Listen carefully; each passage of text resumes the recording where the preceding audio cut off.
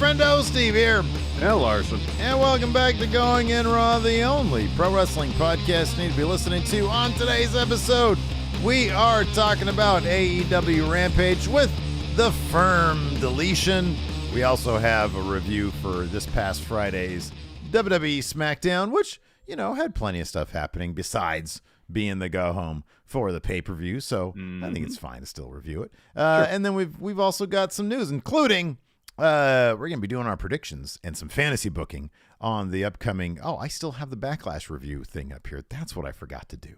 Oh, the overlay, you mean? If you're seeing this, yeah, the overlay's right there. So I'm going to change that here in a moment. Larson, why don't you talk about our first news story before we talk about the predictions for the World Heavyweight Championship tournament? So, what's going on? Yeah, so following the massive success of Backlash from Puerto Rico this past weekend, there's been a lot of talk. We got a lot of questions about it. Saw a lot of talk on social media about WWE running more shows in served markets where they don't go to a lot. Because, you know, we saw in San Juan on Saturday, you know, they might go for a house show here or there, but very rarely for any sort of televised event. And I think this is the first pay-per-view they've done there. Amazing crowd, amazing atmosphere. Yeah. We had been asked questions about possibility of that being a more regular thing in Puerto Rico and elsewhere. So on a recent Wrestling Observer Radio, Dave Meltzer talked about the possibility of WWE running another show in Puerto Rico in the near future. These transcripts come to you from WrestlingNews.co. That's what Dave had to say. Quote, "Thing is, they're only going to come if they get paid to come. So that's up to how much the tourism board wants to pay. And usually when it comes to this type of thing, everything is different. Generally speaking, if they want to bring you in, if the tourism board brings you in, they're not going to bring you in every year. They're going to use their money to bring in another act. They're going to use their money on another act next year. It won't always be WB. For them to do a pay-per-view generally, and London is the exception because when they go to London, they're not getting paid by a tourism board. They just feel like it's time to do it. But for them to come and do this, they're going to have to be paid. They will go down there and do a house show, but for them to do a pay-per-view, they're going to want $1.5 million or whatever. That was what the rate was. They got paid $1.5 million by the tourism board there. And right before we started, I noticed that there was a report from PW Insider that there was some talk amongst wrestlers backstage about, you know, the hope that they would make San Juan, Puerto Rico, a permanent home for Backlash on an annual basis. So, you know, it seems like the talent enjoyed the atmosphere, the crowd. I mean, how could you not? It was amazing. Yeah. You know, and to perform in front of those types of crowds got to be an absolute thrill. So, I mean, if I understand it from a business standpoint that WB wants to be paid a premium for taking their premium live events to different places. That being said, as a fan of the product, as a fan of crowds like that, I mean, I wouldn't be upset if they did it every year. I'd be excited if they did it every year, because then you take a pay-per-view Backlash, which historically has been, I mean, even calling it a B-level pay-per-views being generous. Backlash 2018 is one of the worst shows in recent history. Yeah, absolutely. Yeah. And it made it feel like an A-level show because the crowd was amazing, because the card was really good. And you know, that atmosphere is just like ideal for especially for pay-per-views, even for a televised show. It's a great atmosphere, and as an ingester of the product, I want to see shows in front of excited crowds. Yeah, of course. So that makes the show better.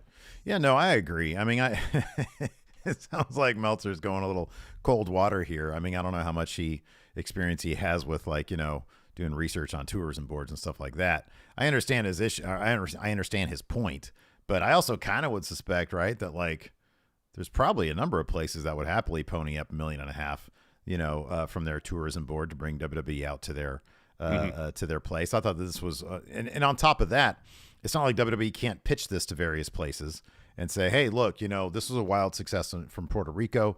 You know, this is what we can do here with you. Give us millions of dollars and we can do the same thing.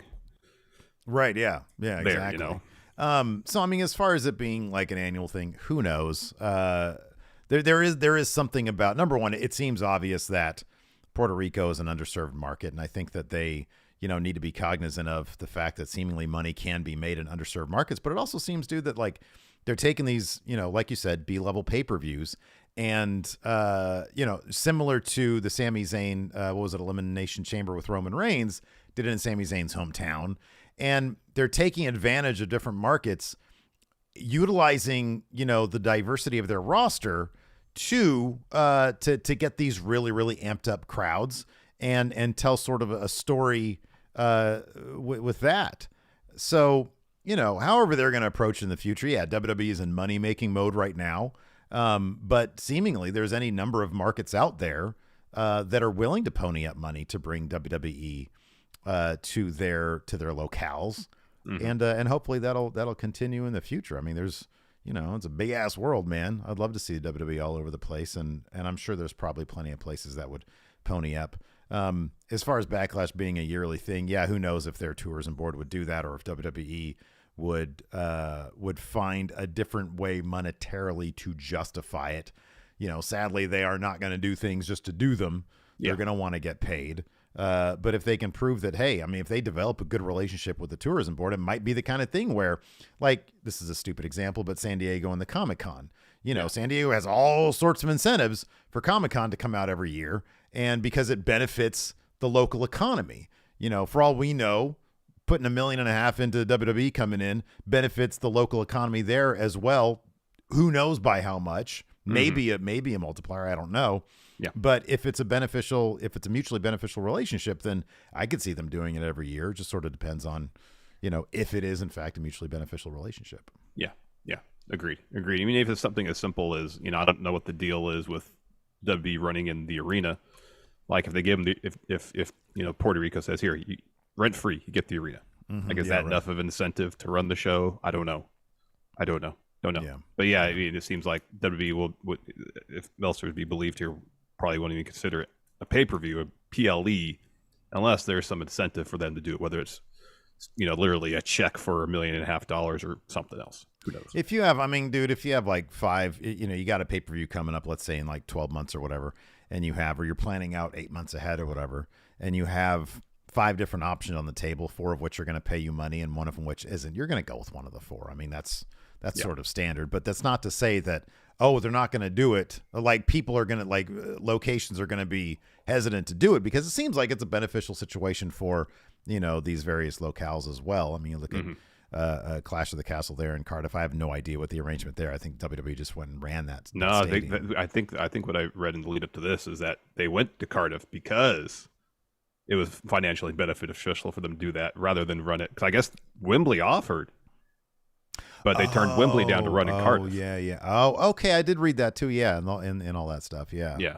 Because London or the England Tourism Board wasn't going to pay them. The bottom line is, it does seem like they are trying to make these premium live events just that, they're premium. Try to maximize the locations, the superstars they use to get, mining their own history within those locations, like we saw with Savio Vega and Carlito. So I mean, it seems like they're doing what it takes to bring some exciting shows, because it has been a heck of a run these last 6 months or 8 months or whatever. Yep. Speaking of a run, who's going to go on a run in this World Heavyweight Championship tournament that's kicking off on Raw tonight? There you go. So they announced Sunday morning, actually it's more like Sunday afternoon, the competitors in this tournament. We got 6 from Raw, 6 from SmackDown. Here they are. From Raw: Seth Rollins, Finn Balor, Damian Priest, The Miz, Shinsuke Nakamura, and Cody Rhodes. We have to be careful. We have to be careful with The Miz, dude. Man, I posted up a video. I told you this earlier this morning. I posted a video over WrestleJuice where I sort of did a ranking of who I think was going to win. I put Miz, of course, dead last. Yeah. Right? It's like a no-brainer, right? That's not a hot take, man. No. Oh man, the people in my comments, the hatred for The Miz. What's your problem with The Miz? He's not a serious. In the words of Logan Roy, he is not a serious person. Yes, and you're like, let me go on. Right, exactly. Let me list the ways. It is Jericho's 1,004 moves. Anyway, from SmackDown, we got Austin Theory, AJ Styles, Bobby Lashley, Rey Mysterio, Edge, and Sheamus. So PW Insider is reporting that 2 triple threat matches on Raw tonight. So on each show, there's 2 triple threat matches. The winner of each match will face at the end of the show to determine who goes on tonight champions to become the first World Heavyweight Champion. So one match tonight on Raw, we got Damian Priest versus Seth Rollins versus Nakamura. The other, we got Finn versus Miz versus Cody. All right. Let's do this then. So let's talk some scenarios and try to see. One of them is what? Miz, Cody, Balor. Cody, Balor. Okay. The other is Priest, Seth, and Nakamura. Priest, Seth, Nakamura. Okay. All right. So they could go one of 2 ways. You could, on the Raw side of things, you could go Cody, Seth, and then have Brock or somebody that Seth might feud with wonk that match. Well, that's the question. Seth it's advances. going to be Brock. It's going to be Brock costing Cody his opportunity to win the title. It depends if it's in the triple threat match or in the final at the end of the show. That's the question. Mm-hmm. Okay. Yeah.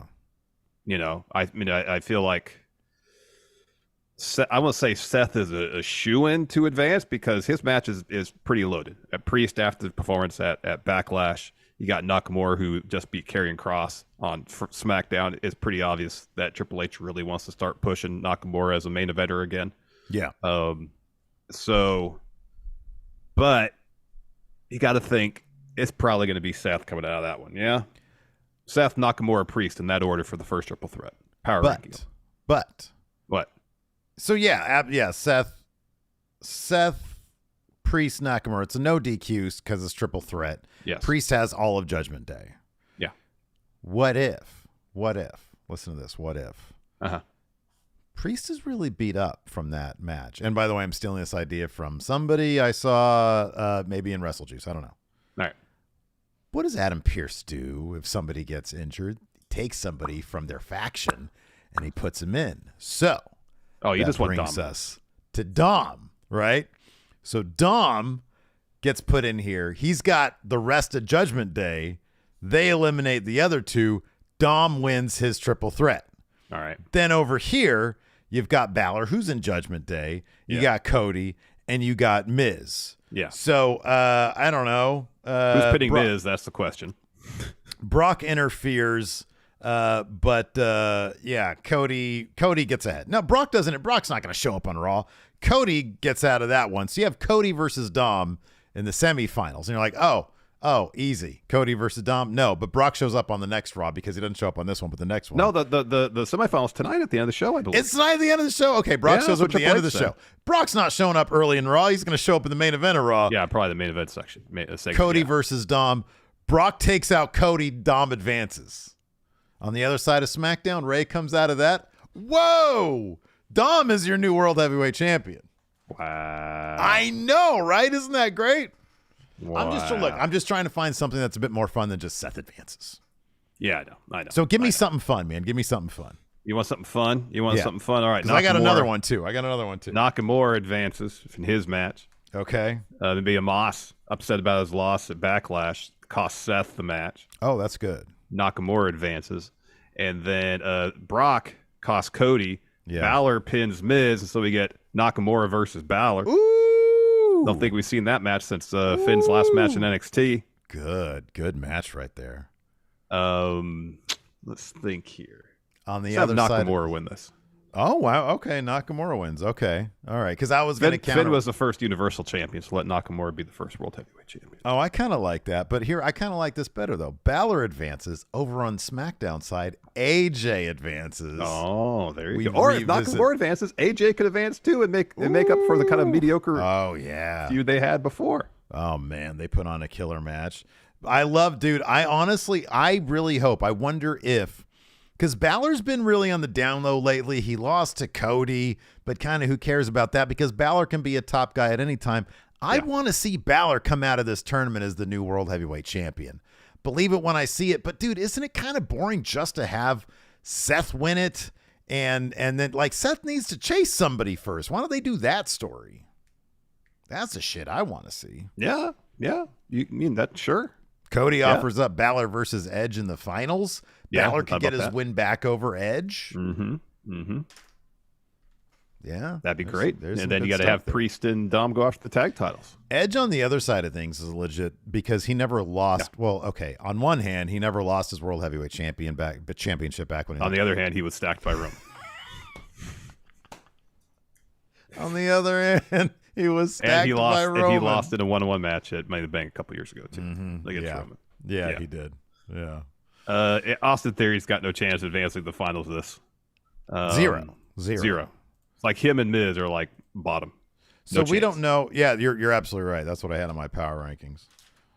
I think on the SmackDown side of things, most likely to advance to the finals would be AJ, and then probably Edge.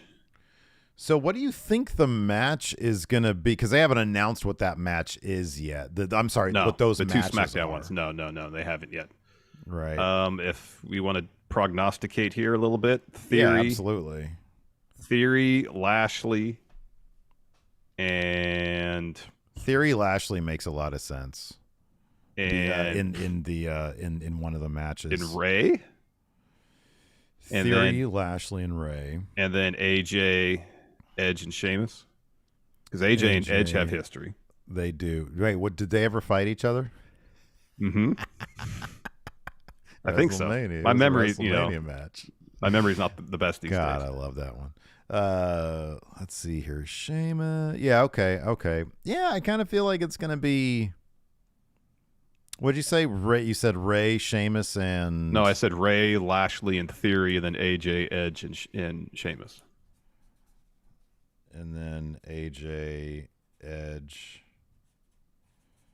I feel like Ray's gonna come out of his match because Ray's hot right now, dude. Yeah, LWO is huge right now. I think Ray comes out of his match.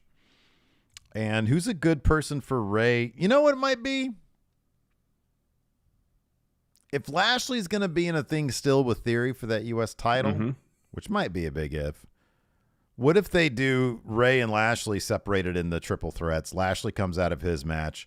Ray comes out of his match. Austin Theory's pissed off that Lashley actually got, a win over Theory in this triple threat. Yeah, go ahead. Go ahead. I have it. This is what it is. It's a repeat of the finish at Backlash. You could do Theory, Lashley, and whoever. Yeah. Where Lashley hits the third opponent with the spear. Theory tosses him out of the ring, thinks he's going to go for the pin. Well, that person reverses it to a roll-up to get the win. Something like that. Oh, that's kind of cool. So Theory tried to do the opportunistic win again. Instead, he gets bested by whoever the third person is. That's cool. Yeah, because I kind of feel like Theory and Lashley are going to be in that match together for the first triple threat. But then, I mean, man, could you imagine if it was like Ray, AJ, and Edge? That'd be awesome. I know. A couple old dudes like that. That'd be great. But Ray comes out of that. That's just a straight up match. Ray is able to get the win there. Protect AJ. Edge takes a spear because he's been stacked before. I mean, he takes the pin rather because he's been stacked before. Ray comes out. Ray versus Lashley. Who wouldn't want to see that? A David Goliath type thing? That'd be amazing. Yeah, and then Theory cost Lashley that one. Ray comes out. Ray fights Balor. You get the continuation of that story. Balor wins. He's a new World Heavyweight Champion. Yeah, there's a lot of great storyline potential. Nothing as good as Cody versus Roman in the finals, but still. Don't go there, man. Don't go there. Man, I was bummed out. Not only was there no Solo, no Roman. No Solo and no Roman. You said Roman's going to be on SmackDown on Friday. He could wrestle. Yeah, he's going to be backstage. He'll come out and drop a promo. And what are they going to do with Roman now? What's the deal with Roman now? He's going to be pissed off with the Usos again. Usos, you two are a mess. You guys get your shit together. What's your problem? Or Solo's going to hit you with a spike. Yeah, right. I don't know if it'll be quite that on the nose, but something to that effect. Yeah. I got to change one thing about our little our paying bills here. Sounds good. So I don't know. I mean, there's a lot of great story potential here.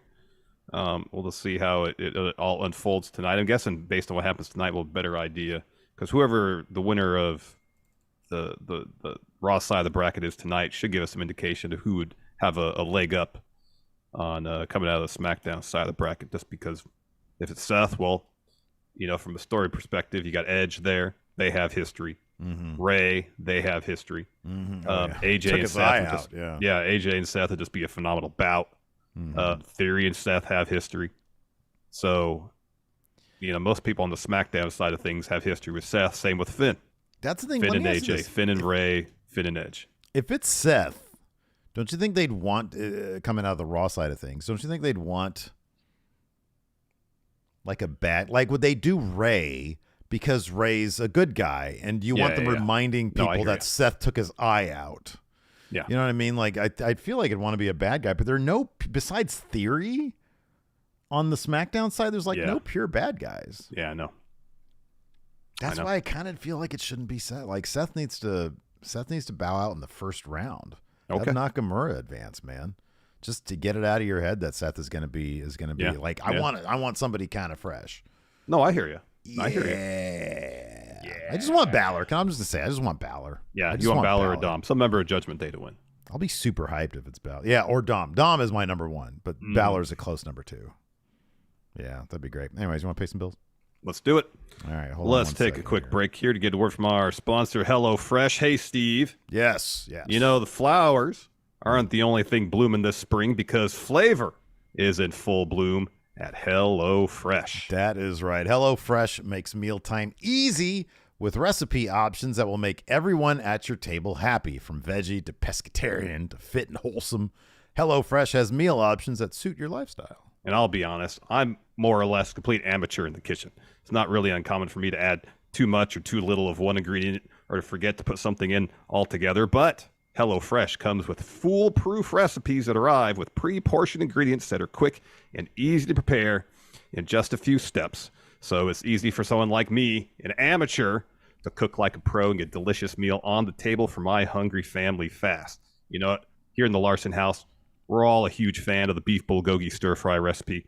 Plus, I don't have to spend a bunch of time making endless trips to the grocery store getting ingredients, since everything is delivered directly to my front door. That's right. And HelloFresh does more than just dinner. Along with 40 weekly recipe options, you can also choose from more than 100 items to add to your order, including snacks, easy lunches, and desserts. And it all shows up at your door in one box on a delivery date that you select. Right now, Friendos can try America's #1 meal kit by going to HelloFresh.com/GIR16 and use code GIR16 for 16 free meals plus free shipping. Again, that's HelloFresh.com/GIR16. Use code GIR16 for 16 free meals plus free shipping. Absolutely. Before we get started on our SmackDown recap and then our review of the Firm Deletion. Yes. John Hosey here has been a YouTube channel member for 2 months. Says, "Oh man, hope everyone is having a good day and ready for Raw tonight." Thank you very much, John. We really appreciate it. John has gifted so many memberships here as well. High Plains Drifter with a super chat says, Hey, Stone, is there going to be a surprise entrance? Hey, Von Wagner, I'm free agent brand. Is the idea that Von's going to be in this thing? Yeah, High Plains Drifter has it right there. He also has another super chat. Says, "I spit in the face of Brock Lesnar not being cool and costing Cody tonight." It's not a very good Carlito I drop, but I try. No, I think your Carlito's all right. Thank you. I don't spit in your face. Big MGM with a super chat says, "Which NXT call-up will show up first tonight?" Hey. Stone. Jesus Medina, or Jesus Medina, is a new YouTube channel member. High Plains Drifter also a super chat says, "Give them money in the bank yearly." Give them money in the bank. Oh, like London, I guess. Oh, maybe that's what it means. Maybe. But anyway, speaking of YouTube channel memberships and patrons, patreon.com/Stephen Larson. Our big May predictions advantage round is in the books. Larson, you, and 3 other friendos. CD5, and then 2 other people. Do you know who they are?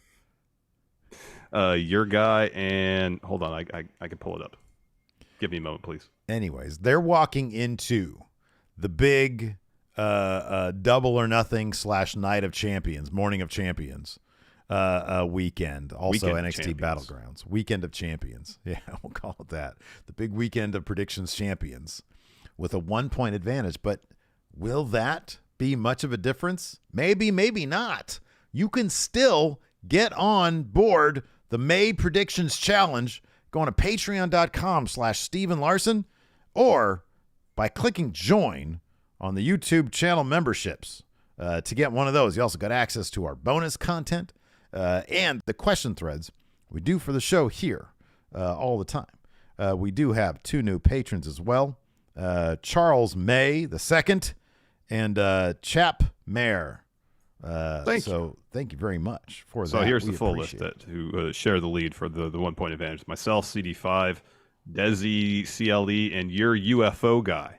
I finally put together with all the letters in your UFO guy. Oh, yeah, okay. But I think that says so. Congratulations. Yeah. And 1 point advantage heading into Weekend of Champions. Mm-hmm. Yeah, that's huge. Or not. Maybe it could be. It could be utterly meaningless. Who knows? Yeah, 1 point. Yeah. Okay. Good. Yeah. Or not. No. Yeah.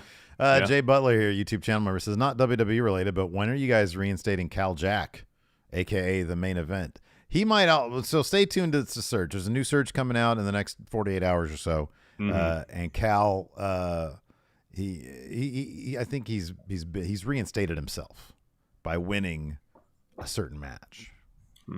Yeah, I think that's happened. High Plains Rifter with another super chat says Snake Larson returns with an advantage. Can we get JR's reaction? Oh man, have somebody order up a snake? I got one right here. I got no pants on. Oh man. This one stiff snake. Oh, my God. So anyway, let's talk Smackdown. That was the line you just crossed, Jay. That was a massive crossing of the line. Yeah, it is massive. I'll tell you what. Very stiff. So anyways, let's talk about Smackdown. It was the go-home to the show. Here's the thing. I know that we had said that we were going to do the go-home recaps before the actual pay-per-views, but 2 things are true. Number one, for some reason, they perform terribly. People are used to the noon Pacific, 3 Eastern time slot here. And so when we do a SmackDown review late at night on a Friday versus 3 days later on a Monday, the Monday show does better. So there's that. Yeah. But number 2, oftentimes these days on WWE pay-per-views, the go-home shows are just there to remind people that a pay-per-view is happening and tries to sell them on events that have already happened. Yeah. And so it looked like this week on SmackDown, they were just sort of wrapping up some loose ends. Yeah, the main event was the mixed tag match, which, led into the pay-per-view. But also, I think the featured match on the show was Shinsuke Nakamura versus Karrion Kross, because that was going to be a blow-off for their feud, which was sort of, interrupted by the draft. Truncated, yes. Truncated. I believe they probably would have continued this on had it not been for the draft. But there we are, and there it is. Shinsuke Nakamura picked up a win on Karrion Kross to complete that particular feud. Not terribly surprising. No, it was interesting because you have Nakamura heading to Raw, getting the win over Kross, but then you also had Imperium in tag team action, taking the L because they're on their way to Raw. Yeah. It is what it is. I think that tonight it was a lame duck SmackDown. We can call it a lame duck SmackDown. It was. I mean, it was a perfectly fine show. Did it have much bearing on Backlash? Not really. Yeah, not really. True World Order says Karrion loss. That's right. Karrion depth guy. Yeah, depth guy. So it kicked off with the LWO coming to the ring. And Rey Mysterio grabs the mic, drops a promo in Spanish, introduces Zelina as the next SmackDown with champ. And she's about to speak and is interrupted by Finn, Rhea, and Dom. Judgment Day. And so when LWO were making their entrance, I think it was Santos handed an LWO shirt to a fan sitting ringside right in the corner where the ramp meets the ringside area. And so Dom takes that shirt and rips it. And then he's about to cut a promo. He tries to through a chorus of boos. Yeah. And then eventually does, mostly in Spanish, and punctuates it by saying that Rey is still the same deadbeat dad he's always going to be. Yeah, I appreciated they used a stunt fan because clearly this shirt was pre-ripped. Yeah. Like a lot. It was like 6 inches ripped. It was huge. Yeah, like 3 anyways. And so he holds it up like this, like clearly already. So he rips it. It comes apart pretty easily. But fan didn't seem all that upset anyways. No. Probably just due to work backstage or something. Yeah, could be. So Rey says Dom keeps talking and talking. Eventually challenges Dom to a WrestleMania rematch. And then Rhea gets in Rey's face and says, I got a better idea. How about you fight me? And then Zelina steps up to Rhea And Dom says, like, he rests his chin on Rhea's shoulder. Says, how about you fight the both of us? And so that challenge is accepted. Judgment Day is about to leave, and Dom comes back as LWO is kind of huddling up, smacks Ray right in the head, and then leaves. Yeah, man, he got the 2-for-1 special there. Well, that's why we call it a 2-for-1 special. LA Knight, he did it twice. Yeah, he did. Smacked Bray Wyatt twice and called it a 2-for-1. Oh God, I love LA Knight. Anyways, yeah, fans do too. Apparently, he had a dark match against Pete Dunne again. Massive reaction. Huge reaction for LA Knight. They got. What do we say about LA Knight? Regardless where he goes, what does he do? Gets himself over. Yeah, man. After that, we had the Good Brothers versus the Depth Guys. I mean, the Viking Raiders. Good Brothers get the win here with a magic killer. Probably the highlight of this was Valhalla trying to distract Gallows, and Medium comes out of nowhere and just drops her with a drop kick. Yeah. That was pretty awesome. So then, that led to the Good Brothers getting the magic killer on the Viking Raiders to get the win. You know, you got to appreciate it. They put some effort into their Depth Guys, though. You got Viking Raiders. They always look like $1 million. Karrion Kross. Yeah, always looks like $1 million. They put effort into the guys that are there to take, good high-profile losses. It would be interesting to do sometime is to tier rank. Depth guys. The Depth Guys. Oh, yeah. Like, Depth Guy here strictly, more or less, to take L's. Yeah. Versus the Depth Guys who win enough to remain strong, so when someone beats them, it seems like it's an impressive feat. Oh, that's a good one, yeah. Yeah. Man, that's a great idea. Where would you rank? Let's just say from like 1 to 10. For right now, just this example, 1 to 10. 10 being strongest depth guy. Like, who would I feel like Kross is going to be a pretty strong depth guy. He's going to be like an 8 depth guy, yeah. Yeah. Versus like a 1. Where would Riddle fall there? 4. You think he's that low? Well, right now, because he keeps on losing the solo. I think he's like a 6 or 7 because he kind of exclusively loses to that one guy. Yeah. I feel like otherwise they think that he's like strong. Yeah. And I have nothing to back that up. There's always opportunity for upward mobility on that, tier ranking but right now, it's like Premier League, you can get promoted. Get relegated. Relegated, that's the one, yeah. Hit Row 1. Hit Row didn't beat anybody. Yeah, they're barely on TV. Yeah. Anyways, Mr. Pied Lord here asks, "What about Amos?" I wouldn't consider Amos a depth guy.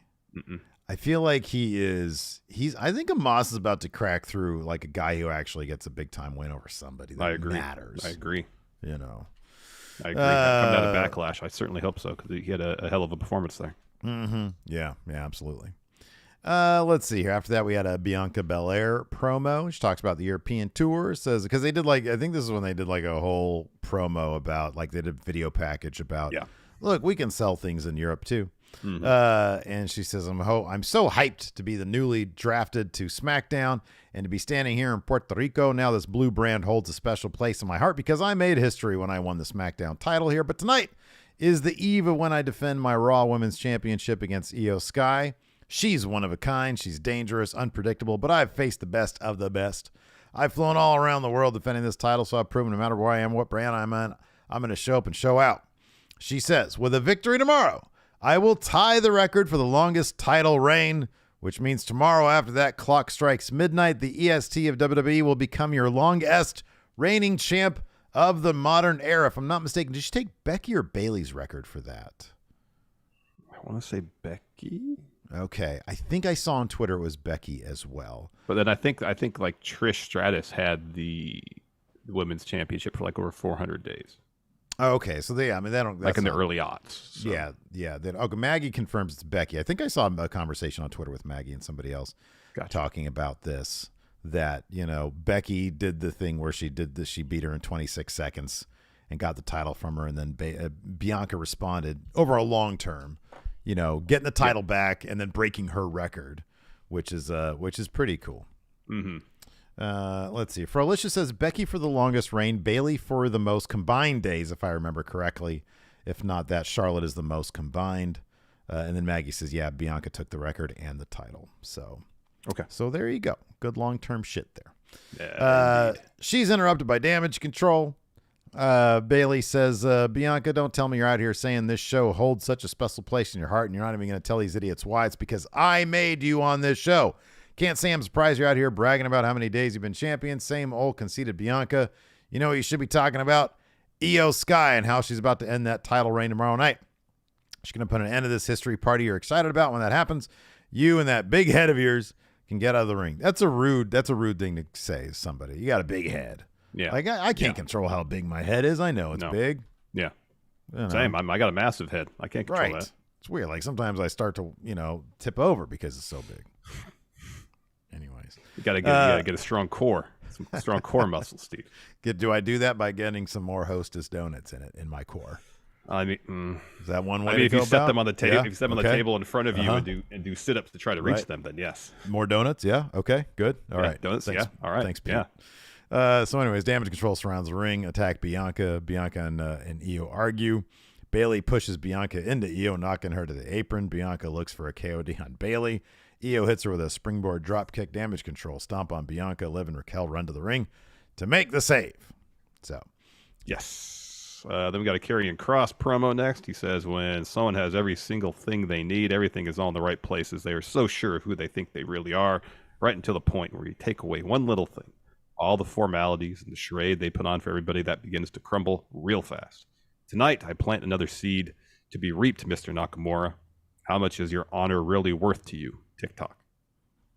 The Shinsuke's like, I don't know what you just said, but I'm about to whoop your ass, and he did that. You did.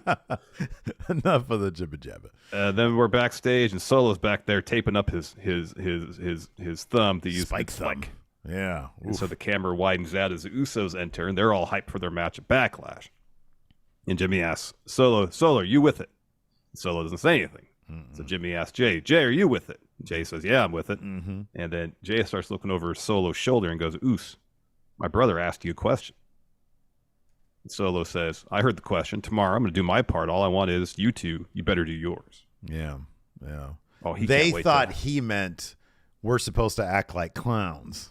Yeah. That's he their comes new in and part. saves the day, which is exactly what happened. Yeah. So everybody understood each other. After that, we had the Street Profits versus Imperium.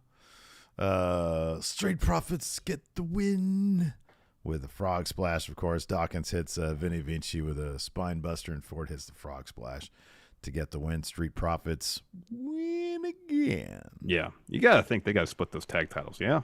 Yes, do it. Certainly seems like that's going to be a real possibility. Splitting titles between, you got the world title and then the other title there on the two brands. Do the tag titles too.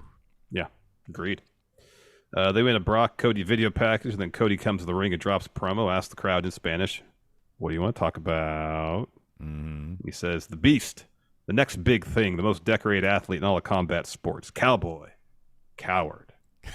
There are a lot of nicknames I could attach to my opponent for tomorrow. Of course, I'm talking about Brock Lesnar. Though when I think about Mr. Lesnar, a different name comes to mind, Gatekeeper. My old coach AA used to tell me, when you really make it as a top guy in the industry, when you were a star, that you reach the kingdom. And Brock is the one standing in the way, looming over the gate to that kingdom. Newsflash, you work for WWE, you never have to fight Brock Lesnar. You can go on the road, call yourself a WWE superstar, travel all over the world, make a good living, and never have to fight Brock.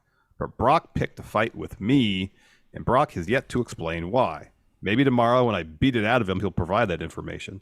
I just saw the same beautiful video package you did, and in it I actually said I was afraid of Brock Lesnar, and it's still true. Here and now, everyone should be afraid of Brock. But the difference is tomorrow Backlash, I don't have any time to be afraid of Brock Lesnar, because tomorrow I bring the pain. Tomorrow it's a fair fight. Tomorrow I leave this beautiful island of charm with it etched into my heart, because this place is where I get back on the road to finishing my story, to claiming my kingdom. And I did it by defeating Brock Lesnar. So this brings up a good point about the whole Brock Cody thing. Yeah. Why? We still don't really know why. It was kind of interesting. Again, I sort of brought this up in my side gig video, and it was kind of funny to me where people like, in a very some of them very condescending, Steve, we know why, because Brock wasn't in the main event of WrestleMania. And then somebody else would be like, what are you talking about? He didn't like that Cody lost, because then Brock could have won the title from him. Like, where are you guys getting this from? Like, because Wade Barrett sort of half said that he heard that was the case. We still don't have motivation for Brock Lesnar why he turned on Cody Rhodes. You can speculate all day long, but we have not heard from the man himself. We do not know. You can put the pieces together yourself, but the evidence really is sort of scattershot. We don't know why he did that. Don't know anything. Like, Cody Rhodes is the one planning out WrestleMania. Brock Lesnar didn't win the Royal Rumble. He knows the deal. He knows, why didn't he attack Kevin Owens and Sami Zayn? Because they main evented the first night. Yeah. Yeah. So I don't know why Brock did what he did. Hopefully, Cody. Why didn't Brock talk a bunch of crap about the state of Texas to get the attention of Stone Cold Steve Austin like Kevin Owens did the year prior? Right. Yeah. Yeah. So there's other routes to a high profile, even main event match at WrestleMania without getting in the title bout. Brock, right. You have no one to blame but yourself, Brock. Yeah, but my point is, we don't even know what the problem is. We don't know what the problem is. You know, maybe he just doesn't like Downstate. Well, he's tired of that song. Yeah, could be. He doesn't like the whoa. Be careful. I don't know. I don't like where you're going. You're about to go. What? You said, well, when I said Brock. Well, I can't be tired of someone's theme song? I'm just saying, be careful, man. People love that. I mean, I can't state my opinion. Oh, you can downstate whatever you want to state. All right. Yeah, fine. Shinsuke whatever. Nakamura had an interview afterwards, Larson. Okay, yeah. So Kayla asked about being attacked by Cross last week, and Nakamura said, he said, I have one thing to say to Cross. Come on. Yeah. He says, I have one thing to say to Cross. Foregone conclusion. Yep. Then we had Riddle, Sammy, and Kevin Owens in the locker room, and Riddle just keeps talking. He says, bro, there's more drama between the bloodline than the show Succession. You think Matt Riddle actually watches Succession? If he does, he doesn't understand it. All right. Yeah, could be. And I'm stoked for our match tomorrow. Who do you think's favorite character is? Greg? He probably identifies most with Greg. Hugo? Yuko. No, I think he likes Adrian Brody's character. I forget his name. What about Oscar? I think number 2. I think Riddle sees himself as more of a Matson guy. Oh, that's probably who he wants to be. I think it is. Yeah. So Riddle continues. Oscar, I hate Oscar. I hate them all, man. He was giving Greg so much crap last night, dude. I wanted Greg to throw that drink in his face, man, but he wasn't going to do that. No, he wasn't. Riddle continues. I'm stoked for our match tomorrow, but I have a lot on my mind, and we get the bloodline right where we want them. We got the bloodline right where we want them. Sorry, you two beat them at Mania and took their titles and proved it wasn't a fluke when you beat them again. And Jimmy and I beat Jimmy the other day. You guys have had my back, and I've had yours. There's only one thing left to do, and that's beat the Usos and Solo at Backlash. When Roman Reigns comes back, there won't even be a bloodline to come back to. And he turns to Sammy and Kevin Owens, and they're quiet, they're disinterested. And then Riddle says, am I talking too much? Do you guys have anything to add? What's good? What's good? And Sammy just says, bro, everything you said was great. There's just nothing left for us to say. It's time. And then they leave. Yeah. Because they look at him and say, you're not a serious person. You're just not a serious person. After that, we had Shinsuke Nakamura versus Depth Guy carrying Cross. What'd you say Cross was? He's like a good 8, 9, 10 on the... That's what you said, 8. 8? Yeah. Where do you see Cross from 1 to 10 high up on the depth guy scale. High, yeah. Cause I think he'll win enough that if you beat Cross, it's going to seem like an impressive thing. Yeah. Yeah, right. Yeah. But like, does he beat anybody? He beat Riddick Moss. He did. He beat Drew McIntyre once. Is Riddick Moss? Riddick Moss is like a 2, right? Oh, he's pretty low at this point. He's like a 1 or a 2. Yeah. Like Hit Row's a 1. I feel like Moss is like right there with him. Yeah. Who do you think's higher on the depth chart? On the depth chart, Moss or Hit Row? They're probably on about the same tier. Same tier, huh? Yeah. I think you're right. Yeah. Bear Winning says Cross beat Rey Mysterio too. Right. Oh yeah, he actually beat Rey Mysterio, huh? Yeah. Okay, yeah. So he's like a good 9 or 10, I think. Yeah, he's I'd say 8 or 9. Yeah. He's probably like the high. Is he like the highest depth guy? Remains to be seen. Okay. All right. Let's see here. Yeah, we got to do a video on that on Friendo Club Wrestling, man. Yeah, that'd be good. Nakamura versus Cross. Nakamura gets the win here. Mm-hmm. It was a fun bout. One of Cross's best bouts since he's returned. Mm-hmm. But in the end, Cross is going for a Saito suplex. Nakamura reverses that into a roll up. Cross kicks out. hits Nakamura with the knee, follows with the Saito suplex. Nakamura kicks out of that. So Cross is setting up for the cross hammer, that forearm to the back. Instead, Nakamura hits him with the kick. Then with a spinning kick that looked a lot like a Robinson special, like Will Ospreay does. And then a Kinshasa to get the win. Yeah, that was cool. Yeah.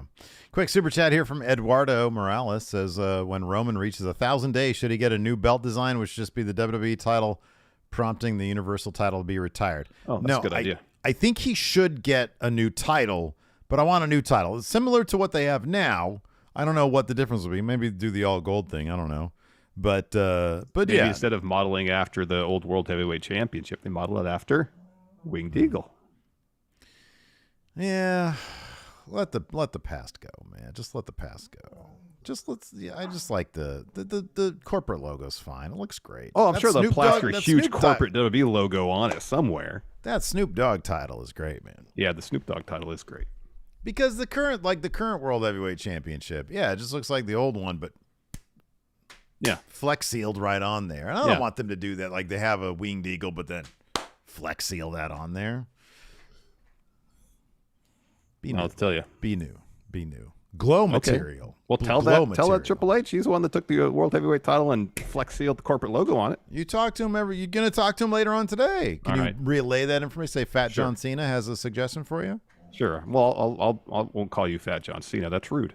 That's what he knows me as. I know. I'm fine with that. I'll wait till I'll wait and see if he brings you up, and then it's I'll motivational for me to become thin John Cena. All right. Can I get there by eating Hostess donuts, please? Take this quick break here. Let's remind the crowd here on YouTube. You're watching live on VOD. If you could give this video a thumbs up, be much appreciated. I think it's good. 48 people watching. I think it's good for the video if it gets a lot of thumbs up. I think. I watched a YouTube tutorial. I've been doing that a lot lately. We're new to this, so because we haven't been doing this very long, we're still navigating. The waters, the deep dark waters of YouTube. Yeah. Bumpy waters too. Choppy waters. That's what I was looking for. Yeah. Choppy. But we just used to be a couple of civil servants. Yep. And we got this new podcast, but so far it's been really successful. I'm really happy. We're inching towards 200,000 subscribers and everything. Yeah, I mean it's pretty impressive. We managed to get that in a matter of a couple of weeks. Yeah, from done to 200,000. It's pretty impressive. It's been crazy. This is a lot more fun than analyzing risk like I was doing before. Mm-hmm. Yeah. You analyzed a lot of risk too. A lot for a lot of years. The Department of Forestry has so much risk involved. A lot of risk between fires and zip lines. Yeah, a lot. Yeah. Lots. Anyways, the amount of risk you couldn't even comprehend. Or you can though, because you analyzed it all. That was my job. Yeah. Let's talk about this NXT Draftees video package. Hey, I was in it. Von Wagner was in it. Yeah, is he getting drafted to SmackDown? This plain package will probably play on Raw tonight, won't it?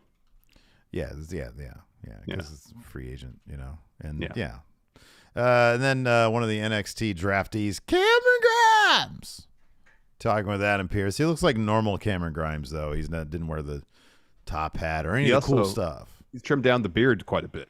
Mm-hmm, it's basically just kind of like 5 o'clock shadow. Yeah. Do you believe because there's all sorts of rumors. I forget what it was, but it was one of those vague tweets about Triple H is really high on Cameron Grimes. Oh yeah.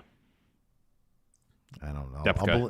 I'll believe that he's not going to be a depth guy when I see it. Exactly. I hope he's not, but until I see evidence of it, as far as I'm concerned, everybody's a depth guy.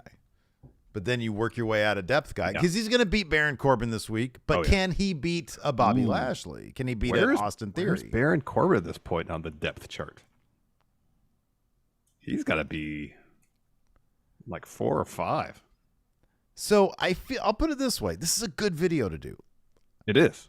I feel like certain guys like Dolph Ziggler and Baron Corbin, they have a depth guy floor of 4. I don't think they can go any lower than that because they've already accomplished so much. Yeah. And when you've accomplished so much, then you're sort of a gatekeeper. And a gatekeeper is a depth guy, but at a 4 or a 5. Yeah, because a gatekeeper's got to win enough that, again, when you beat them, it seems like an impressive feat. Right, yeah. So I feel like Corbin's probably a 4, but I feel like that's as low as he's going to go. I feel like he can be, what's the opposite of relegated? Promoted? He could be promoted up to non-depth guy like that. Yeah. I mean, pretty much if you're not a depth guy, you got to have a championship. Pretty much. pretty much. Well, Or be involved in main event stories and win on a regular being basis. involved in stories and winning on a regular basis. Like, I wouldn't consider, even before the Bad Bunny thing, I wouldn't consider Damian Priest a depth guy. You know, there's a guy who eats pins for factions, but I don't consider them depth guys. Again, they're the depth guy within their faction. Well, this is a time for a different video because I think this is a fascinating subject. So, anyways, Pierce is like there with Grimes, and he welcomes him to SmackDown. Grimes says, "Adam, I just want to genuinely thank you for giving me the opportunity and show the world Cameron Grimes all about to the mood." And then Corbin steps in, and he slaps Pierce on the back, and Pierce says, "Can't you see I'm with Cameron Grimes here?" And Corbin says, "Who? Oh, I do know you. You were the last pick in the draft, right? I'm sure all your friends are real proud. Congratulations." Grimes says, "That's funny. You keep saying last pick because it's almost like what's worse than not being picked at all." And then Grimes laughs, and Corbin tells Pierce, "Explain to the new kid who obviously has no respect at all that as hot as a commodity as Brock Lesnar. Both shows couldn't agree on who wanted me more, so here I am. Free agent brand." And then Pierce says, "That's not how I remember it, but okay. All right." And Corbin says, "How do you remember it then? Explain it to me that this guy was worth a pick and I'm not. Let me explain something to you. The reason the last pick is called Mr. Irrelevant is because that's all you and your little career would ever be. Irrelevant." Cameron Grimes says, "How about this? Cameron Grimes versus Baron Corbin. We'll see who's relevant." And Pierce says, "Let's make it official for next week." End scene. That was great. Yeah. What a one-man show there from Steve. You like that one? That was good. Yeah, I think I did well. I wouldn't be lobbing tomatoes at you if I saw that live. What is this, like the 1600s? Who does it? Yeah. Was it the hook?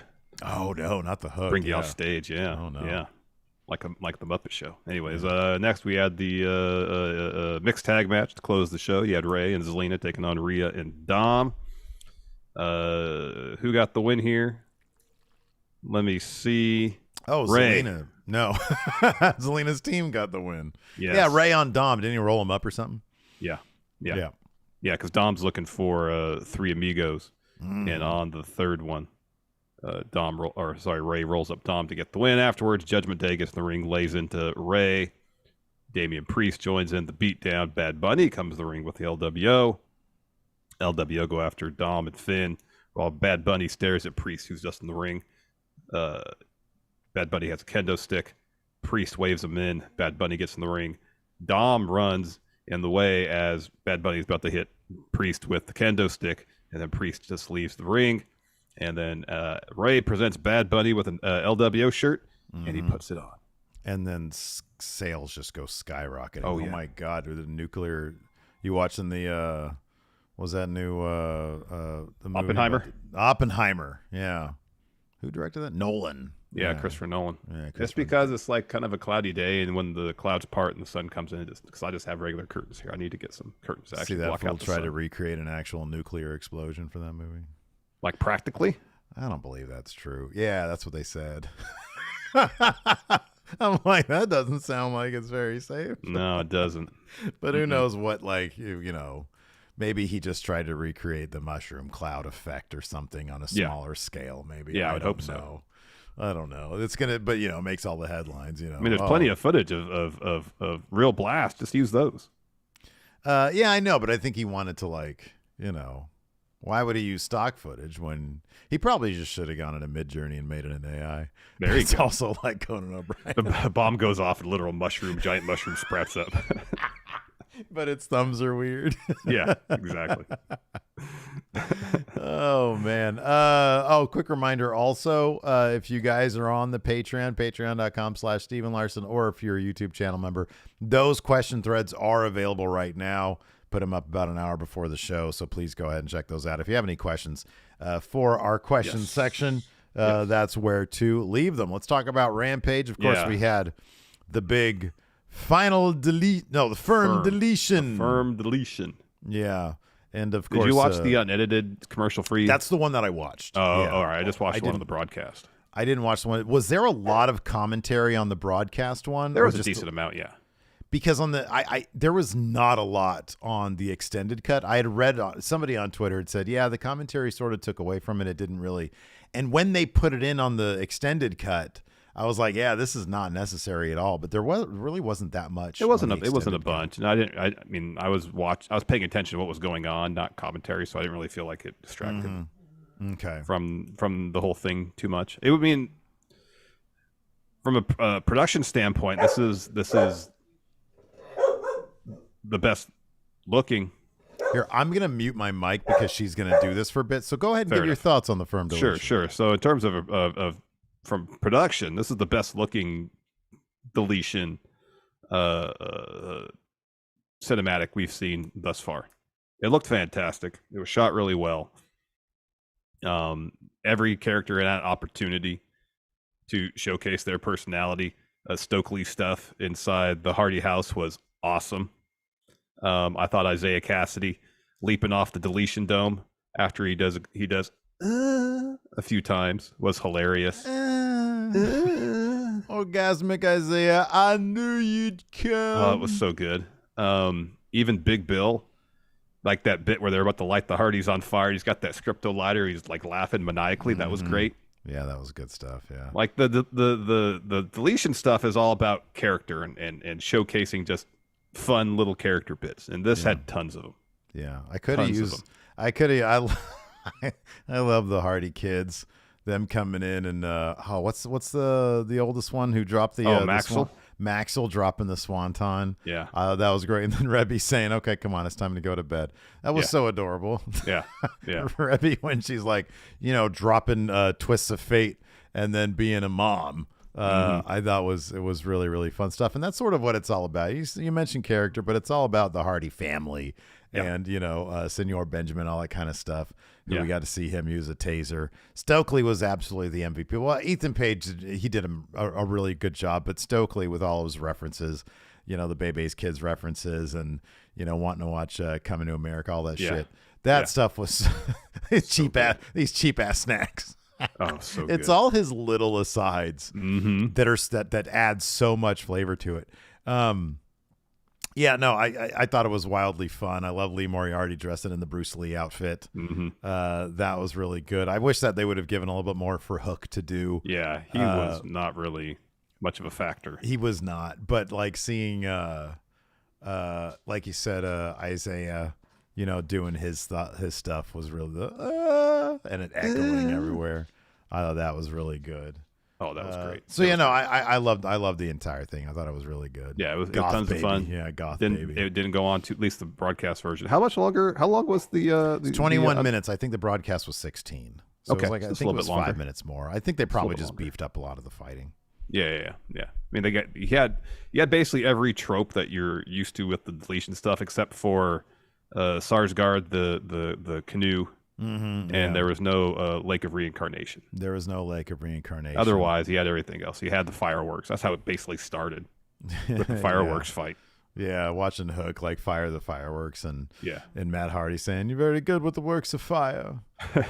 the finale too, where Hardy just left and lit his logo, the Hardy logo, in the thing, and that seemed to be like a genuine cathartic moment for him. He's obviously been through a lot. And so to see him do that, I really appreciate that over the past, whatever it's been, 5, 6, 7 years or whatever, the Hardy compound and these deletion videos have been sort of like a nexus of wrestling because like so many different promotions between Impact, WWE, and now AEW, and Ring of Honor. Did Ring of Honor do?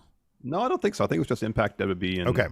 But I mean, like in the various deletion videos, we've had a lot of people from outside, the respective companies he's worked for appear on these things too. So, I just really appreciate that it has been like a really crazy, and the fact that Matt Hardy at his age, after this long in the business, still obviously takes a lot of pride and joy because these things they're just really fun, and you can tell that it's like it's just a lot of fun for him, and that's one thing that you and I both appreciate is when people are still having fun in the business of pro wrestling. He's been doing this for 30 plus years, and he still finds ways to be creative. He still seems to actively enjoy, the creative aspect of these deletion things.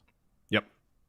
So Rampage kicked off with Lucha Brothers and Vikingo in trios action against Powerhouse Hobbs, QT Marshall, and Aaron Solo. Thankfully, the Lucha Brothers and Vikingo got the win here because hopefully this fuels the story of Powerhouse Hobbs beating the hell out of QT Marshall and leaving QTV as quickly as possible. Was there anything, like, I watched this, and I know Hobbs was on the outside dealing with Abrahantes while the finish went down. I didn't notice anything post-match where he was expressing any sort of frustration. I mean, in fact, like, he seemed pretty happy to be there with all of QTV, and I'm like, can we advance some story here where he's getting, like, irritated with just being around these people? Yeah, because we saw that the last episode of QTV. We did, yeah. Slammed QT against the wall. And it's like, at a certain point, it's like, okay, well, QT said, hey, we're gonna move on to the next thing. We're gonna, enact the next part of the plan, and then, like, we didn't get. Yeah, there was none of that in this. No. What's the next plan? What's the plan? Yeah. Anyways, talk about the next thing, because she's bugging right now. So Lucha Brothers hit a Fear Factor on Aaron Solo to get the win. After that, we had MJF throwing an absolute tantrum after Dynamite on Wednesday after what he thought was going to be a one-on-one bout between himself and Sammy Guevara is going to be the Pillars 4-way. So he's tossing tables over, punching production staff. It's an absolute tantrum. But then we get Chris Jericho. So Lexi stand outside his locker room door. Jericho exits the locker room, says, "Thank you for granting me this time. I want to apologize to you and all the fans for not being able to perform my commentating duties tonight due to an unprovoked attack by Adam Cole on Dynamite. I'm going to need some assurances that he's not going to be in the same building as me from now on. I'm working on that, and I'll have more information on that this Wednesday. Thanks for believing me." They're going to kayfabe the creation of Collision because Jericho doesn't want to be in the same building as Adam Cole, aren't they? Seemingly. Yeah. Yeah. Yeah, they are. Seems that way, doesn't it? Yeah, it does. Yeah. Because at first I was like, oh, that's just a shot. But yeah, you're right. Yeah, that's what they're doing. Yeah. Wow. Jericho's they're gonna create a whole new show. So I stay away from Adam Cole. Because of this Jericho Cole thing. Yeah, that's a good point. Yeah. But Adam Cole's totally gonna show up on the new show's not even start for another month, so it's supposed to be mid-June, yeah. So it starts in mid-June. I mean, is there any chance this was just a? Yeah, I don't know, man. I don't know. I mean, it could be a little. It could be a little gag, a little bit of a rib. It seems like a little. It seems like a little gag. Dude, I don't know. Because here's the thing, because it's not gonna be like a hard brand split, and on top of that, you're sort of limiting then what Jericho does. Like by a lot, it's like because he's the kind of guy seemingly he can work with everybody. So I don't know if he would just show up on Collison, and if they kayfabe, but I feel like that would have to be the thing. Well, unless the situation, as soon as he kayfabed this new show that he created, so he stayed away from Adam Cole's there. Mm-hmm, yeah. And then it's like, all right, well, apparently there's no rules apply to this. Anybody could show up. It'll be interesting. I don't know. It'd be really goofy, but the fact that you said it and it didn't, and I wasn't like, oh no, that's not going to happen. Anything can happen, Anything can happen. And that's the kind of inside baseball that AEW seems to. That's true too. Yeah. Enjoy referencing. Yeah. Then we had Jade Cargill versus G.S. Scott. This match was really quick. Jade wins with a pump kick and Jade. Give Jade Cargill some stories, please. This was even like a minute-long match? It was really short. I think there was 5 moves hit in this entire bout. Yeah. Come on. They need to do something more with that. Yeah. Yeah. I don't like that. Yep. After that, we had a Mark Briscoe interview. He's asked about Jarrett and Lethal challenging for the tag titles. Before he can answer, the crew come in. They start talking about having a blast working at the Briscoe's chicken farm. Dutt says, FTR, your buddies, how are they going to respond on Dynamite? Are they going to accept our challenge? And Mark says, look, I've never been one to speak for another man. However, I've never known them guys to back down from a fight. And Lethal tells Mark, hold on, friend to friend. Can you reach out to those guys and make sure they do the right thing? Mark says, you all really be bugging, man. I got a match. And so he leaves. And then Lethal tells his crew that I've known Mark for a long time. He's going to do the right thing, and they're all celebrating about it. Yeah, and then like we're going to be the next tag champions. Mm-hmm. Yeah. And then Mark went out and had a really good match with Preston Vance. This match was really, really good. It was long. They gave it a lot of time. They probably could have given like 5 minutes of this to the Jade Cargill match. Oh, absolutely. They gave her like a real opponent, but Yeah. they don't do that. And so they give Preston Vance 15 minutes to work with. Mark gets the win here after hitting a J Driller. After failing the first 2 times he looked for it, and then the entire Briscoe family. I think his kids, dad was in there. There was a bunch of people in the ring. Mm-hmm, was in the ring because I guess they were just the show was in Baltimore, and so it was just just right there, yeah, just right there, pretty close to Sussex County, and joined Mark in the ring to celebrate the win. Yeah, and it's cool that rather than winning with the Froggy Bow, he won with the J Drill to honor his brother. So that was neat. Yeah. Hold on, this is a whole thing because I got somebody doing the. So I can't put her out, so I just have to like yell at her. So go ahead and continue with the rant. All right, very well. Next we got Dustin Rhodes' interview. So Lexi mentions that AEW is heading to Austin on May 17th. And he goes, Austin, that's my backyard. I'm very excited to go to the Moody Center for the first time ever. And as you know, in AEW, anything can happen, and usually does. And then right on cue, Brian Cage attacks Dustin. And then Prince Nana steps in and talks some crap. And then Swerve steps in and says, oh, you think I forgot about you, Dustin? Anything could happen. Mogul Embassy is anything. See you in 2 weeks. And then Keith Lee enters, and then Mogul Embassy takes their leave. Yeah, and he still has that cool. We got to find out those. Oh, those cool masks are awesome. Hoods, yeah, those things. Yeah, those are great. So, anyways, after that, we had an Anna Jay, Julia Hart video package. Their match is going down on Dynamite. It's a no holds barred match. Hopefully, Anna Jay doesn't take another powerbomb off a stage. No. And then we had a video package for Danny Garcia and Orange Cassidy. Is that happening on Dynamite, or is that on Rampage? I think so. That's an international title bout. They're really loading up Dynamite this week, it seems like. Mm-hmm. Yeah. Apparently because the NBA stuff is and the NHL stuff is happening. Yeah, a lot of playoffs. It's playoff season for sports. A lot of sports. Then we got Firm Deletion. So the Firm shows up outside the Hardy compound, and Ethan Page takes a bat to Matt's mailbox. They walk to the gate. And then Vanguard 1 shows up and pulls some time-space stuff, and it goes from day to night. Mm-hmm, yeah. They're granted entry onto the compound, and then the fireworks literally and figuratively begin. Yeah. Right there. They start shooting fireworks at the Firm. A bunch of fighting outside. Eventually, Hardy and Page make their way into the ring inside the Deletion Dome. Yes. The warehouse or whatever on the Hardy compound. There's a wrestling ring in it. Meanwhile, Stokely goes inside the Hardy house, inside the theater, where he's confronted by Gothic Baby. He says, Gothic Baby, meet Gothic Man. What you gonna do? And then Rebby steps in, and then Senior Benjamin tases Stokely. Mm-hmm. So then we're back outside where Big Bill and Paige are about to light Matt and Jeff on fire. They pour gasoline over them, and Big Bill has like a Scripto lighter.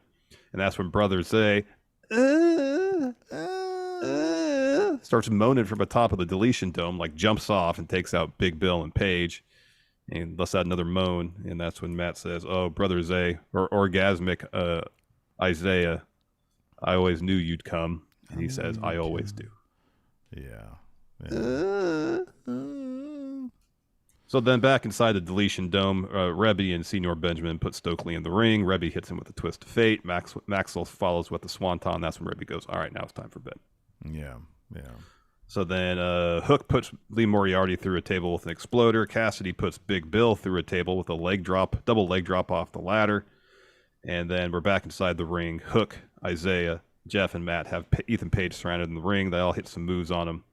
Matt says, under different circumstances, we could have been great friends. Oh, yeah. Hits him with a twist of fate. Jeff falls with a swanton. Matt covers to get the pin. And then Jeff walks out of Deletion Dome and lights the Hardy's logo on fire in the field. Did the broadcast version have Ethan Page sort of beefing with the refs as well? Not for any extended bit, no. Okay, so they cut that out a little bit, I guess, then. Because it wasn't like a lot, but he was getting upset with one of the refs. Because one of the refs was Caprice, and the other ref, I forget his name. I don't know who it was. Probably some wrestling old-timer. But he was like asking Matt after Ethan hit him with something. He was like, "Matt, are you okay?" He was like, "What are you doing? Count!" And so he started getting into a beef with that ref. And yeah, the there was ref like a little got bit a maybe, shot but in not- on him in No, I that remember last that. sequence. Oh wow, okay, so they took remember that that out. part. Yeah. Did you? Did they have the part where all the Hardy babies were like beating up on Stokely in the theater? Mm-hmm. Okay, they did have that. That was like the best part because that's when he was think. like, "Oh, Bebe's kids, it's the Hardy's kids." He's, "I'm gonna call CPS on you." Oh no, I don't remember that. That might have been Oh, picture really? in Yeah, that picture. happened in the theater. It's when Rebby Yeah. showed up. She was like yelling at him in Spanish, like, "What are you doing in my home?" Yeah. And then Senior Benjamin. Senor tases Benjamin got him, and that's when the kids piled on him and started beating the crap out of him. I don't recall. Okay, that was funny stuff. Yeah, Because there was a chunk around that time that happened during picture in picture, so that might have been picture in picture. Okay, all right. Yeah, the extended version. I'm glad I watched that because there was there was none of that picture in picture stuff, and yeah, it was really good. I love that stuff. Yeah, it was tons of fun. All right, let's answer a couple of questions here. Let's do it. WWE has yet to put the official Raw preview up on WWE.com, so might be getting a scoop today from Mr. Levesque. All right, let's hope so. Let's hope he keeps Dick Slavitt away this time, man. Yeah. You better keep your finger on the button there in case something screwy happens. You got it? Sounds like a threat right there. Yeah, I don't I like ain't the asking. threat and the feels like a verbal finger wag right there. Don't like it. First up, AJ says, "Who do you guys think the dark horse is in this tournament?" He says, "I like Steve's idea from WrestleJuice." Thanks, AJ. I'm gonna say Balor. I think nobody's expecting that. Nakamura. Yeah, that's a good one. I like that. Kiddo says, "If you had to switch one member of the Judgment Day with one member of the Bloodline, which wrestlers would you choose?" Jimmy gets tired of it all, goes to Judgment Day, and then who does? Be Priest. Priest. Yeah, Priest in the Bloodline.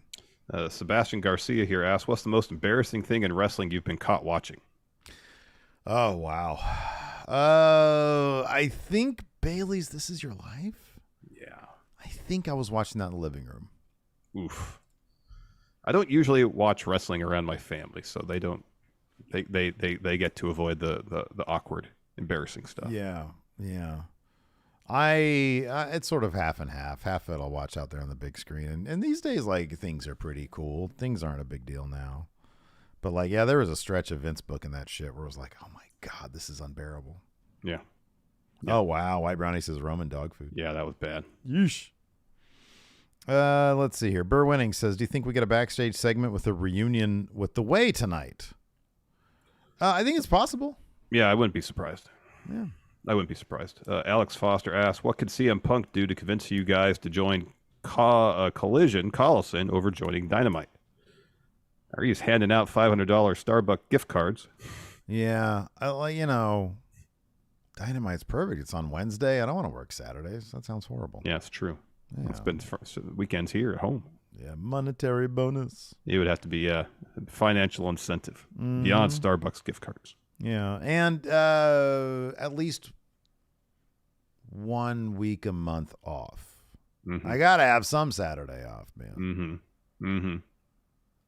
Yeah. Fuzzy Dunlop says, Cardiff, Montreal, Puerto Rico rank the best crowd atmosphere of the three. I can't. I'm not going to do that. I'm not going to. They were all electric. They were all they're great. all great. All great crowds. All great crowds. One, Elvin here and one. Yes. A three-way tie for first place. Elvin here says, "With fantastic Bad Bunny match, is it crazy for Bad Bunny to be added to the World Heavyweight Tournament and we get a Bad Bunny versus Dom semifinals?"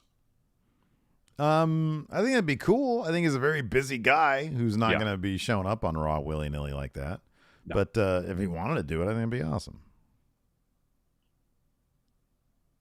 Mayor Planet Houston says, "What's the best reaction you've gotten from a wrestler or just anyone unfamiliar with your show before you met them when you told them the name of the show was Going in Raw?" Charlotte.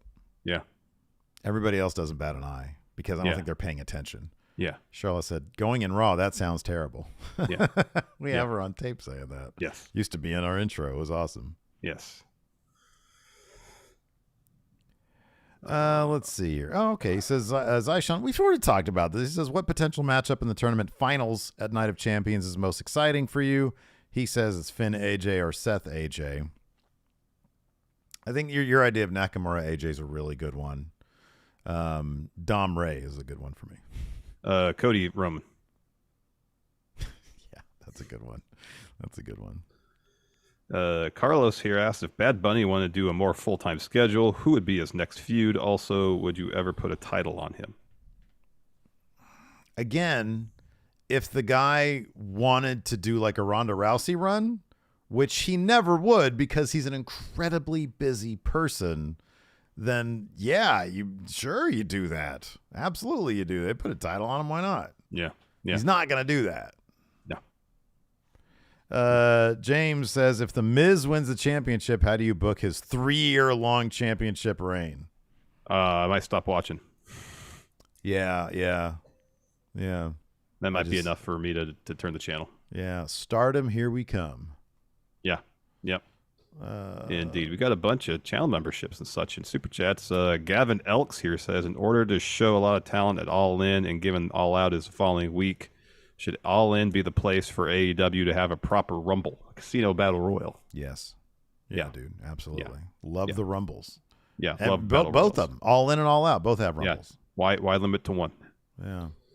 High Plains Drifter here, member now for 14 months, re-upped, says, what becomes of Adam Cole after Y2 Colin Robinson moves to the moisture needing husk of Phil the JAS will need to fatten Phil up?